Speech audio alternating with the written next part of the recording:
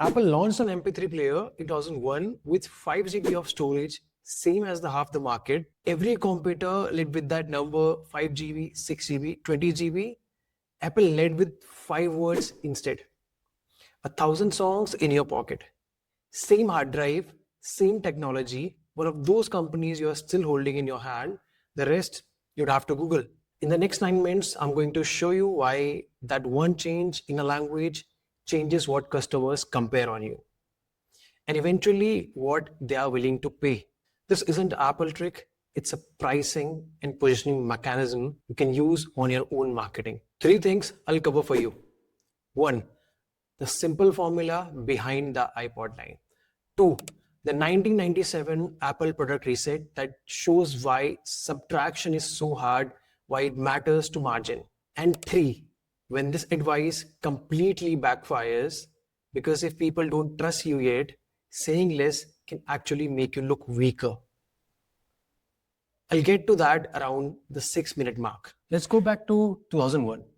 The MP3 player market was crowded.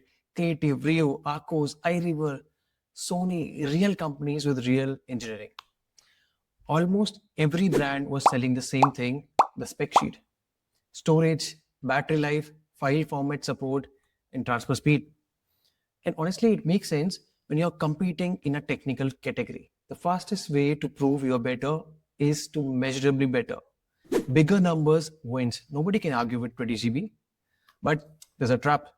Inside that logic, the moment your pitch becomes a number, you have agreed to compare on that number forever. Someone launches a bigger number next quarter, and suddenly you are the old product. It didn't get worse, just got outnumbered. So the competition becomes a treadmill. A slightly bigger number, a slightly lower price, and another reason for the customer to compare you. Apple looked at the race and chose a different battlefield. 1,000 songs in your pocket. Now to look closely at what that sentence actually does. Because it's just not a good copy. 5 GB is a fact about the product. 1,000 songs is the same fact translated into the customer's life. Honestly, it makes sense also. And in your pocket takes it one step further. Now I can picture the moment I'm walking out the door and my entire collection is with me. So here's the formula. Take your strongest spec and keep asking, what does this mean for me? Until you land on something that customers can actually picture. Not what does it do, what does it mean for me? And notice what Apple didn't do. They didn't need to say the best. They made the fact easier for human being to understand. Here's where this becomes a pricing story. When you give a customer 20 things to evaluate, you are giving them 20 reasons to compare you. They research, they open another tab, they compare features, they ask who has more. And once the customer is comparing features by feature, price become a part of the comparison too. But a strong promise changes the decision. Instead of asking the customers to figure out what matters, you're telling them what you believe matters most. 20 claims is 20 reasons to compare you. One promise is the reason to stop looking. That's a real premium. Not the aluminum, not the chip. The direction is uncertainty. Complexity transfers work to the customer. Simplicity means the brand has already done the thinking for them. और लोग हमेशा उस brand को ज्यादा value देते हैं जो उनकी तरफ से इंपॉर्टेंट चीजें डिसाइड कर दे.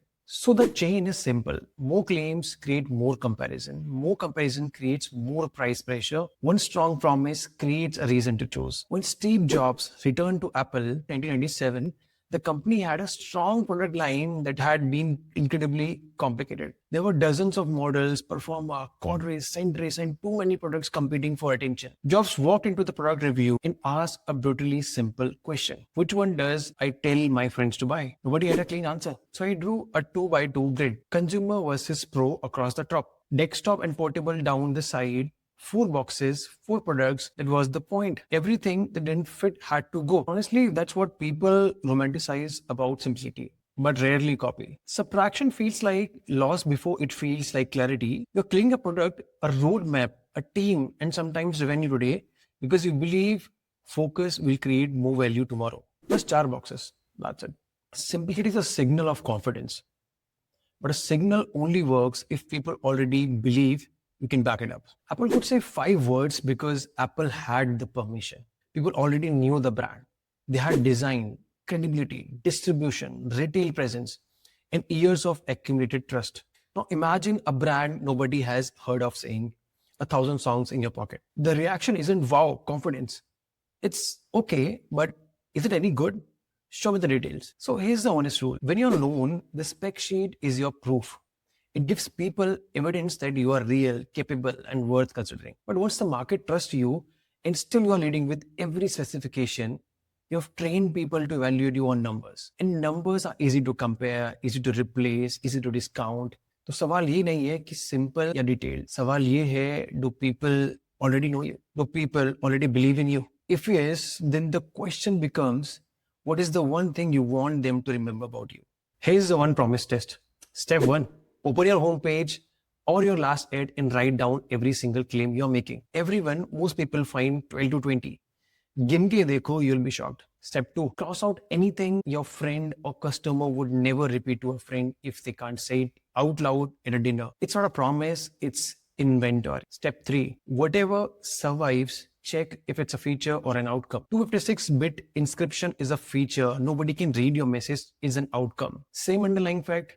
One of them is easier for human being to feel. Step 4, pick the single strongest outcome and make it the only thing above the fold. Everything else can still exist on the product page, the spec sheet, the FAQ for the people who need it, not for everyone. That's the important distinction. You are not deleting information, you're deciding what deserves to lead. सिर्फ एक promise के ऊपर बाकी सब नीचे. And here's how you know you have actually chosen. If removing any one of your remaining claims makes you nervous, you haven't picked yet. You are still hedging.